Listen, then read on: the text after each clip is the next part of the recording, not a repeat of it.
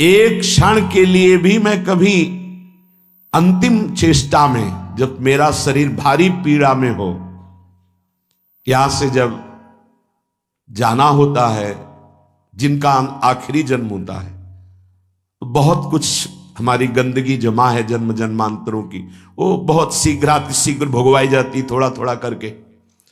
तो देखा जाता है कि बड़े महापुरुष भी अंतिम समय बहुत ही विकराल परिस्थिति आ जाती है, उस समय भागना नहीं है औषधि के लिए, नहीं, ये धैर्य उपासक के अंदर ही होता है।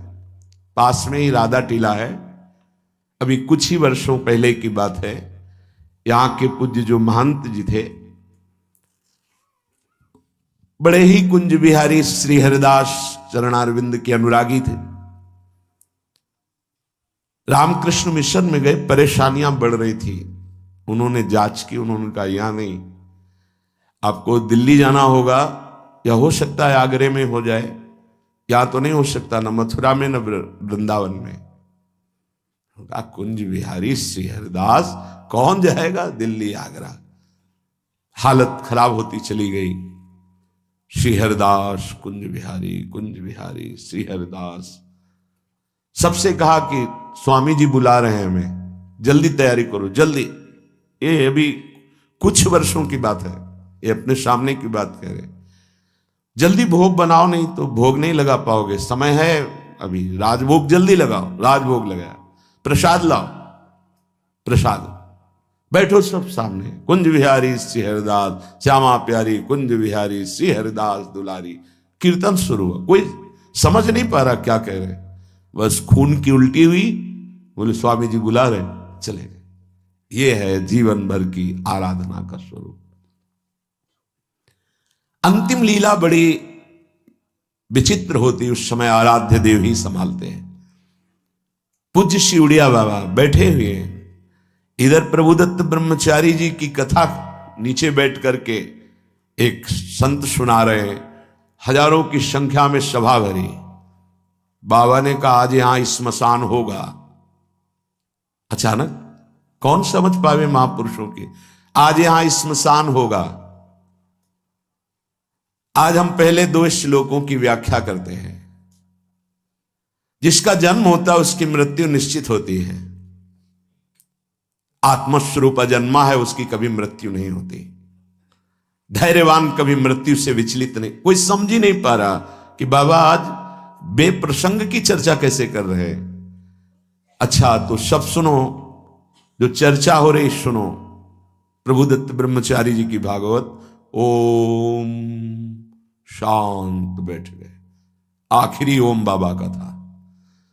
इतने में वही आश्रम में रहने वाला एक कुछ विक्षिप्त टाइप का, क्या भगवान दास कुछ ऐसे नाम था, वो आया, कहने लगा लाओ हम चंवर डुलाएंगे। तो ऐसे अनाधिकारी पुरुष थोड़ी महापुरुषों की सेवा में लग जाते, नहीं तुम हटो। क्योंकि सुलझा हुआ विवेकवान पुरुष ही महापुरुषों की सेवा में। उसको गुस्सा आया, गया तो चारा काटने वाला गड़ासा कहां से कैसे व्यवस्था किए था, काल पहले से कंबल में ऐसे छुपा के आया, और इतनी रफ्तार से बाबा की चांद पे ऐसे खुले हुए ऐसे मारा 6-6 इंच गड़ासा, और ऐसे फव्वारा जैसे खून के ऐसे उठते। किसी को समझ में नहीं आया। सामने एक बूढ़ी माई थी, दौड़ के गई, लिपट गई, 5-6 गड़ासे मार चुके थे। अब कोई समझ ही नहीं पाया कि मतलब हो क्या रहा। काल का खेल देखो, वो सब आसपास, मतलब सब ऐसे ही। तत्काल माई ने, बूढ़ी माई ने उसको वश में किया।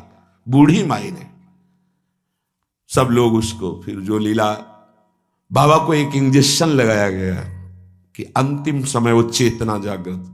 ओम, बस क्या पूरे जीवन तप ज्ञान की मूर्ति, अंतिम लीला कैसे जा रहे हैं।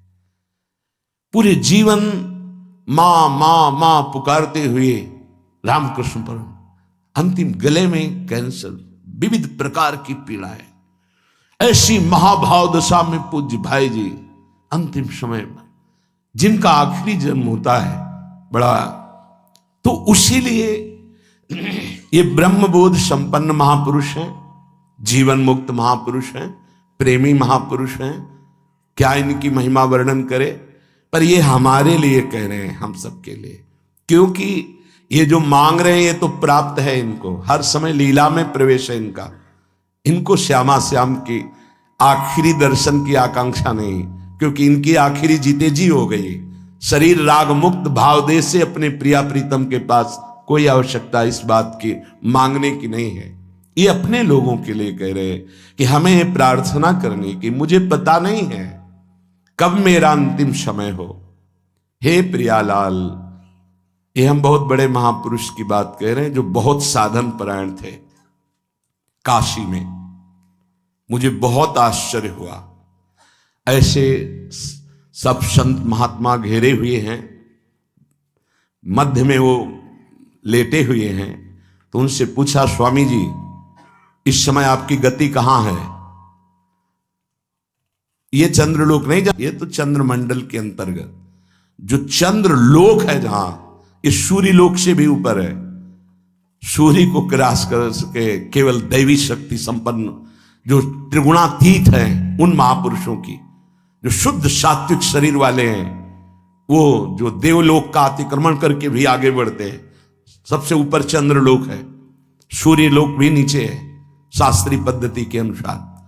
उन्होंने कहा चंद्रलोक तक मैं समस्त मंडलों का भेदन करके पहुंच गया हूं,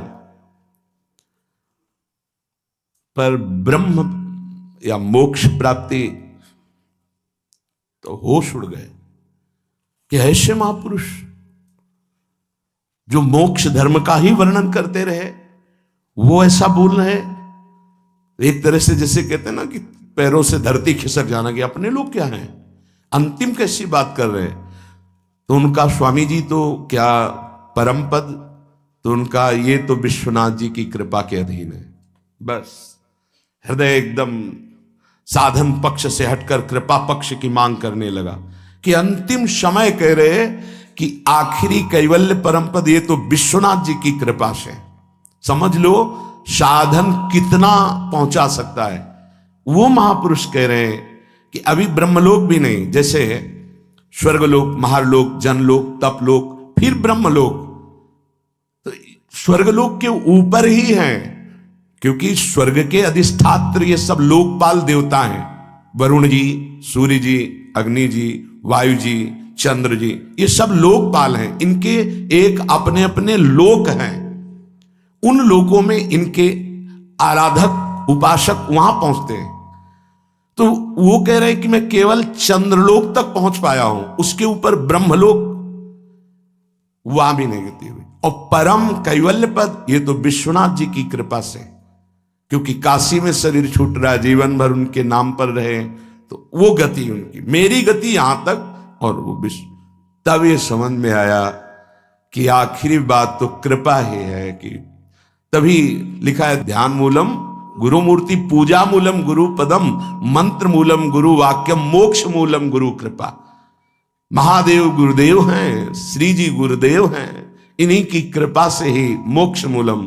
तभी आजीवन आराधना करते रहते हैं, यही मांग रहे हैं। तनुरपि न विपत कोटिषु जीवन वृंदावनम क्षणम त्यजतु। बाबा को श्री जी लाई थी वृंदावन, उड़िया बाबा को। कई दिन से भूखे थे, एकांत में ब्रह्म चिंतन में बैठे हुए थे, शरीर भूखा था। पहुंच गए लाडली लाल बच्चे के रूप में संध्या काल के बाद।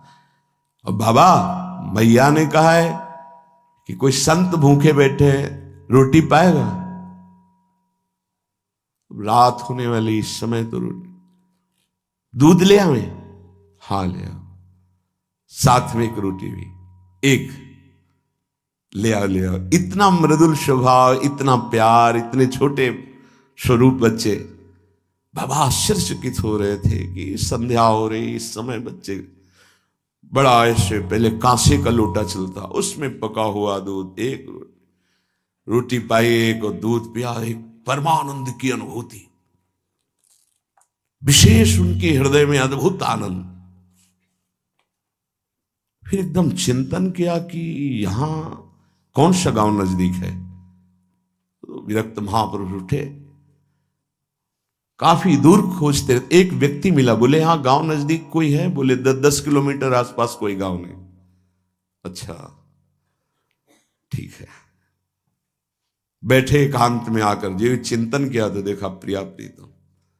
बोले ठीक है, अब आपका बुलावा आ रहा है तो हम आ रहे हैं आजीवन वृंदावन के लिए। देखो अंतिम यही लीलापूर्ण, बड़े करुणा में खींच लेते हैं, आओ खींच लेते हैं, तुम्हारा पवित्र हृदय हो गया है, बहुत तप किया है, आओ मैं तुम्हें परम पद प्रदान करती हूं। बड़े कृपालु श्री प्रियालाल।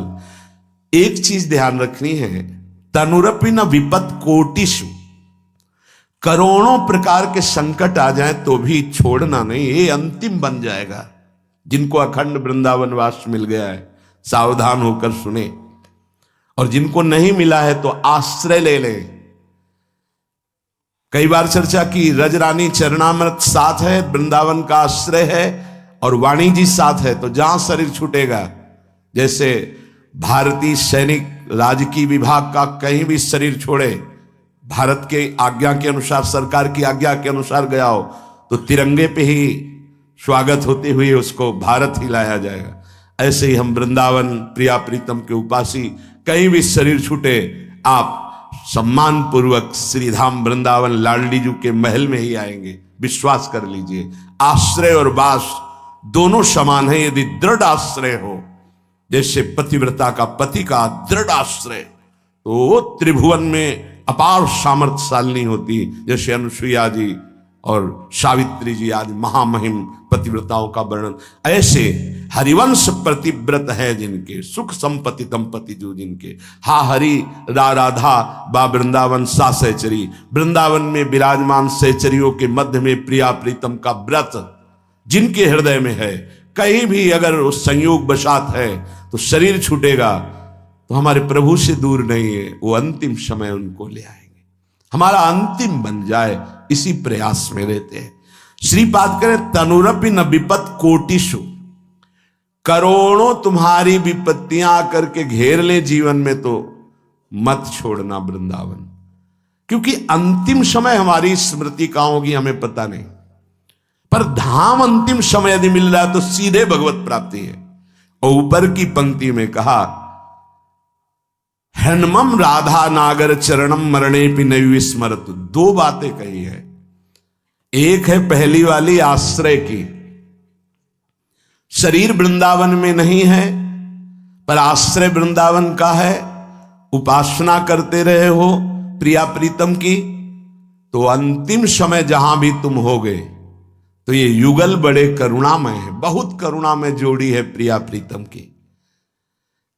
ये खेलते खेलते अपने वृंदावन के सहित आपकी दृष्टि पथ में आ जाएंगे, हृदय में आ जाएंगे, पक्का आ जाएंगे। विश्वास करो और भावना दृढ़ रखो। आशा बंधा समुत्कंठा नाम गाने सदा रुचि, दृढ़ आशा कर लो कि इस जन्म में तो प्रिया प्रीतम मिलेंगे ही, चाहे अंतिम श्वास में क्यों ना हो, और उत्साह सहित नाम जप करते रहो। दूसरी पंक्ति है अखंड वृंदावन वासी की, पहला है आश्रय की, हनुमम राधा नागर चरणम मरणे भी नहीं विस्मरत।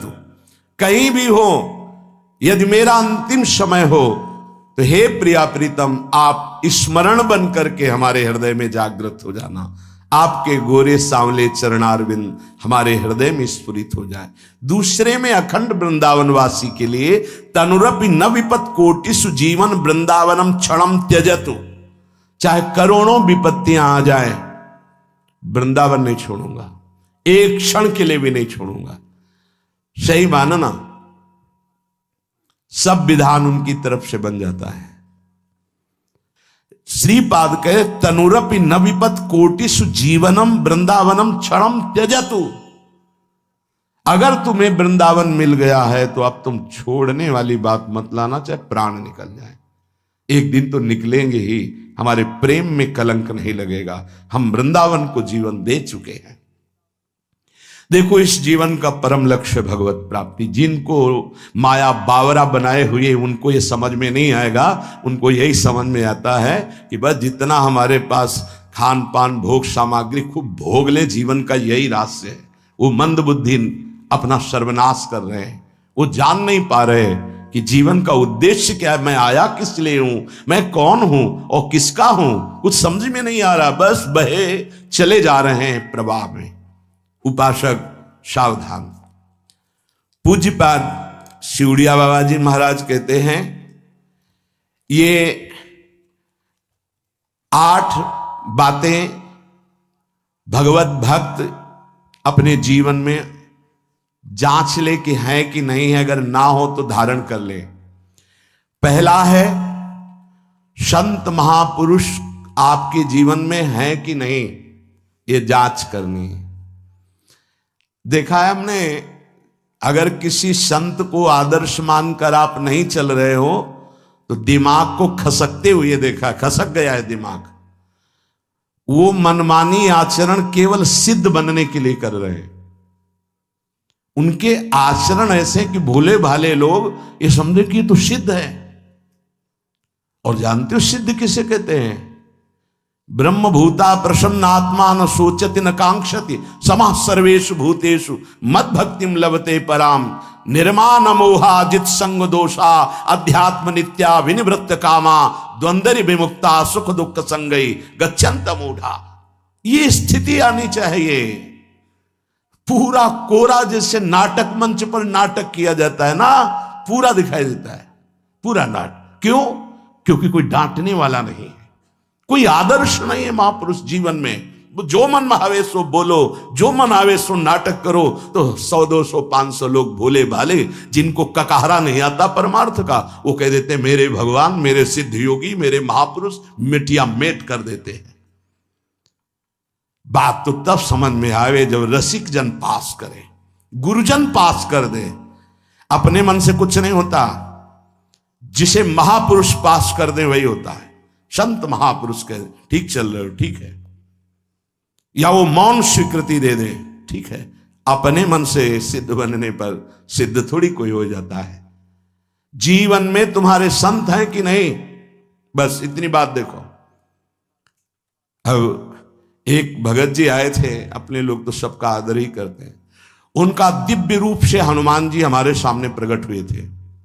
सच्ची बात कह रहे हैं, जिस समय दिव्य रूप हनुमान जी ने धारण किया तो हनुमान जी महाराज के ही भाई पवन पुत्र भीम कंपायमान थे। भीम जैसे हनुमान जी वैसे भीम, बड़े बड़े पर्वतों को अपनी टक्कर से चूर करने की सामर्थ्य रखने वाले। अभी पैदा ही हुए थे भीम और गोद में लिए हुए माता कुंती चल रही थी। अचानक सिंह निकला, दहाड़ हुई तो गिर गए भीम। तो जो जिस चट्टान पे गिरे चकनाचूर हो गई चट्टान, और उस आवाज से भयभीत होकर भाग पड़ा सिंह। अभी गोद में बच्चा थे। वो भीम जिस समय प्रार्थना की कि भैया मैं तुम्हारा वो दिव्य रूप देखना चाहता हूं, तो उनका काहे को तुम व्यर्थ में ऐसा तुम नहीं देख पाओगे। तो उनका हमारी लालसा है, आपका छोटा भाई हूं। तो पट्टहास किया हनुमान जी का वो दिव्य रूप कि कंपायमान होकर कह रहे थे, हे वायुपुत्र, हे पवन पुत्र, तुम अपने रूप का संवरण करो, मेरी सामर्थ्य नहीं। और वो व्यक्ति ऐसे कह रहा, मैं दिव्य हनुमान। हम कह रहे पाखंड मत करो, ठीक से चलो तो ये सब भगवत स्वरूप अनुभव में आ जाएंगे। ठीक से चलो, बड़ा विचित्र स्वरूप है। जब तक जीवन में कोई संत नहीं, तो हम ये देख रहे हैं कि वो जीवन या तो पाखंड में सकिल जाएगा और या तो व्यर्थ के चिंतन में फंसा हुआ अपने को मान लेगा कि मैं सिद्ध हूं। आपका शब्द, आपकी दृष्टि, आपकी चेष्टा, तस्मात् शास्त्रम प्रमाणम ते, तब सिद्ध माना जाता है। बहुत सिद्धों के दर्शन हुए, गंगा किनारे सिद्धों का हमने कभी नहीं देखा ऐसा प्रमादी। सिद्ध प्रमादी नहीं होता। 95 वर्ष की आयु पूज्य स्वामी श्री ओंकारानंद सरस्वती जी महाराज 4 बजे एक अपने निज जन से कहते, वो स्वेटर पहना दीजिए। बोले स्वामी जी अभी तो धूप है। नहीं, अंदर अभी जाएंगे, चिंतन में विक्षेप होगा, हमारे पास समय नहीं, डाल दो शरीर में। अब इसका एक साधारण शब्द हुआ, इसका प्रभाव इतना पड़ा कि इतनी अवस्था में इतने चिंतन परायण की स्वेटर पहनना है, ये स्मृति बाधा ना पहुंचा पावे, डाल दो शरीर में। कितना सूक्ष्म। बड़े बड़े महापुरुषों को देखा है, अपने ब्रज के प्रेमी जनों को और ब्रह्मबोध संपन्न दोनों महापुरुषों को। किंचन मात्र कहीं भी कोई भी शास्त्र विपरीत शब्द नहीं, एक सेकंड की चेष्टा नहीं पाई शास्त्र विरुद्ध। और यहां शास्त्र में है ही नहीं, हो वैसे सिद्ध हो रहे हैं। क्यों? क्योंकि जीवन में किसी आदर्श महापुरुष का अंकुश नहीं। अगर किसी संत का भय तुम्हारे जीवन में नहीं है तो ये माया रौन देगी, पक्का समझ लीजिए। कोई महापुरुष तुम्हारे ऊपर अंकुश लगाने वाला हो। तो इसीलिए जो देहाभिमानी जी होते हैं भाग पड़ते हैं, क्योंकि उनकी सिद्धावस्था में वो बाधा पहुंचाएंगे गुरुजन। असली सिद्ध बनो, नाटक नहीं, तो भाग पड़ते हैं। और जो गुरुजनों की शरण में रहता है वो परिपक्व भगवत प्राप्त महात्मा बन जाता है। इसलिए पूज्य बाबा कह रहे, पहला, किसी महापुरुष का अनुशासन है कि नहीं। प्रगट में अनुशासन जरूरी है, प्रगट में अनुशासन जरूरी है। नारदानंद सरस्वती जी महाराज नैमिषारण्य के पीछे आए थे, कुछ परिकर उन्होंने बताया। अब वो पधार गए जो वहां के अधिकारी बनाए गए, विवेकानंद जी। नए वस्त्र धारण करके आगे, सदवई में मना है। यदि ऊपर का नया वस्त्र हो तो नीचे का पुराना और मलिन होना चाहिए। अगर नीचे का तो फिर ऊपर का पुराना मलिन। मैच, नया, क्रीच एकदम, ये सब साधुता के कुछ नियम होते हैं, साधुता की एक मर्यादा होती है। तो वो दोनों नए पहन करके आ गए, भूल हो गई उनसे, देखा शिष्य। और नैष्ठिक ब्रह्मचर्य में सफेद कपड़े पहनाए जाते, तो और वो खिले हुए ऐसे बांधे ऐसे सब, उनकी दृष्टि गई। लाख लाख जहां बैठकर सत्संग सुनते हैं, स्वामी श्री नारदानंद सरस्वती जी बड़े ही महापुरुष थे, अपार भीड़। और सत्संग के बाद 1 घंटा सबको एकांत चिंतन करो, क्या वहां ब्रह्म ज्ञान का सत्संग होता था। प्रातःकालीन बेला पे जैसे अपने यहां सत्संग होता है, वहां थोड़ा विलंब होता था, 5:30 बजे। जो निज जनों का वो योग वासिष्ठ से कैसे तुम्हें बताएं, जो उस सभा में बस यही लगता है कितनी जल्दी देह राख छूटे और अपने स्वरूप में महापुरुषों का वचन का प्रकाश होता है। एक सत्संग होता था सामूहिक सब लोगों को, एक होता था पर्सनल, जो दिव्य साधक हैं केवल वही बैठ सकते हैं, अन्य नहीं। ऐसे पूज्य बाबा के यहाँ भी एक होता था पर्सनल ज्ञान का और एक होता था सामूहिक प्रवचन। तो उस समय सामूहिक सत्संग चल रहा था, काफी सब समाज लाखों की थी। देखा दूर से, एक शिष्य से कहा गौशाला में जाओ, गोबर को गीला कर दो। उनसे कहा विवेकानंद गोबर की छवियां भर करके यहां खड़े हो सत्संग के पास। अब वहां नच हो नहीं सकता, और गीला गोबर तो जो 2 घंटा सत्संग हुआ पूरा टप टप ऐसे कपड़ों में, पूरी हालत बिगड़ गई। क्या था ये? संत शासन। अब दोबारा वो गलती नहीं होगी, समझाने की जरूरत नहीं, अब समझ गए कि हमसे गलती क्या हुई। संत शासन नहीं है तो ये मन बहुत विचित्र है, बहुत विचित्र है। इसीलिए पहला, जो भी परमार्थ का पति को, चाहे ज्ञान मार्ग का, योग मार्ग का, किसी योग मार्ग की लौकिक ऊंचाई पर पहुंचे हुए कि गुरुदेव आए और उन्होंने कहा कि किसी कारण से शिष्य बढ़ जाए और अपने गुरुदेव की अवहेलना करे तो उसकी गति क्या होगी? दुर्गति। दुर्गति, दुर्गति के सिवा उसके आगे कोई शब्द नहीं है। गुरु को पीड़ा है और शिष्य परम पद में पहुंच जाएगा? नहीं नहीं, ऐसा नहीं हो सकता। अनुशासन अत्यंत आवश्यक है। किसी भी वैभव या लोक व्यवहार या लोक मान्यता बढ़ जाने पर अपने गुरु का अपमान, गुरु की अवहेलना, तो उसकी दुर्गति पक्की। देखो, ये मन है, ये इंद्रियां हैं, ये अहम है, ये केवल गुरुदेव से ही वश में आता है, दूसरी जगह नहीं आता। क्यों? क्योंकि दूसरी जगह उत्तर देने का अवसर है। दूसरी जगह हम नहीं मानते तुम्हारी बात, लेकिन वहां ना उत्तर है और ना नहीं मानते, केवल वहां मिटना ही मिटना है। अगर ऐसा उपासक है तो निश्चित परम पद का अधिकार। केवल मिटना कोई उपाय नहीं है, अहंकार के पोषण का कोई उपाय, केवल मिटाना है। रो लो, चिल्ला लो, जो तुम्हें करना है कर लो, आना तुम्हें इसी मार्ग में पड़ेगा, दूसरा कोई रास्ता नहीं। बलिहारी घेर करके नष्ट कर देते हैं हमारे मन की मनमानी को, हमारे अहंकार को। इसलिए जीवन में प्रगट में जिनके जीवन में संत हैं और वो स्वीकार करते हैं उनका अनुशासन, उन्हीं का जीवन प्रकाशित होता है, पक्का समझ लेना। दूसरा, भागवतिक मार्ग में चलने वाले उपासक को सांसारिक पुरुषों की मित्रता करके उनकी संगोष्ठी में नहीं बैठना चाहिए। इस बात को बहुत अच्छे से समझ लो। सांसारिक पुरुषों की जो वृत्तियां होती हैं उनमें बड़ा आकर्षण होता है भोगों का, प्रपंच का।